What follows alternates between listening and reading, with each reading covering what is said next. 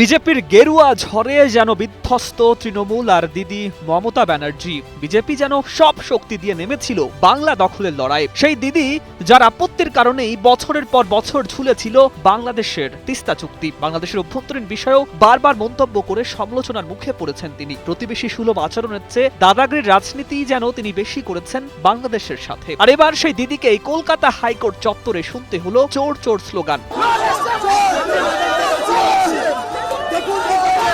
Vote পরবর্তী হিংসা মামলায় প্রশ্নের জবাব দিতে বৃহস্পতিবার কলকাতা হাইকোর্টে যান মমতা বন্দ্যোপাধ্যায়। তৃণমূলের পক্ষ থেকে এই মামলা দায়ের করেন তৃণমূল সাংসদ কল্যাণ ব্যানার্জির ছেলে আইনজীবী শীর্ষর্ণ বন্দ্যোপাধ্যায়। এদিন আইনজীবীর পোশাক পরে আদালতে প্রবেশ করেন মমতা। আদালতে বেশ কিছুক্ষণ প্রশ্ন করেন তিনি। শুনানি চলাকালে তার প্রশ্ন করার ধরন নিয়ে মন্তব্য ওঠে। পরিস্থিতি এমন হলে দুপুর 2টায় আবার শুনানি হবে বলে সতর্ক করেন প্রধান বিচারপতি। উন্নত প্রযুক্তি এবং অভিজ্ঞ চিকিৎসক দলের নিরলস প্রচেষ্টায় আমরা আছি আপনার পাশে। ডেল্টা হাসপাতাল। শুনানি শেষে আদালত কক্ষ থেকে বেরিয়ে আসতে উত্তেজনা ছড়ায় হাইকোর্ট চত্বরে। আইনজীবীদের একাংশ মমতাকে দেখে চোর চোর বলে স্লোগান দিতে থাকেন। 1 নম্বর এজলাস থেকে বের হওয়ার সময় অলিন্দে জয় শ্রীরাম ধ্বনি ওঠে, পাল্টা জয় বাংলা স্লোগান শোনা যায়। পরিস্থিতি উত্তপ্ত হয়ে উঠলে প্রধান বিচারপতি সুজয় পাল এজলাস ছেড়ে চলে যান। আদালত চত্বরে তৈরি হয় চরম উত্তেজনা।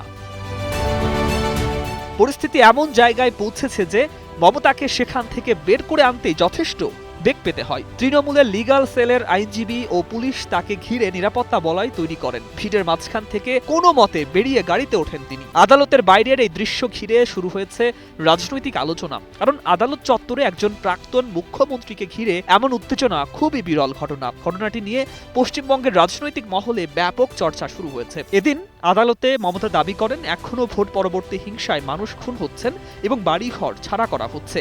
তিনি বলেন এটা বুলডোজারের রাজ্য নয়, সাংস্কৃতিক রাজ্য, রক্ষা করুন। অন্যদিকে ডিএসজি ধীরাজ ত্রিবেদী বলেন 2000 জায়গায় হিংসার অভিযোগের বাস্তবতা খতিয়ে দেখা দরকার। কোথায় কি ঘটেছে এবং থানায় অভিযোগ হয়েছে কিনা তার নির্দিষ্ট তথ্য প্রয়োজন বলেই তিনি মন্তব্য করেন। শুনানি শেষে রায়দান স্থগিত রাখা হয়েছে। News desk, 21 television.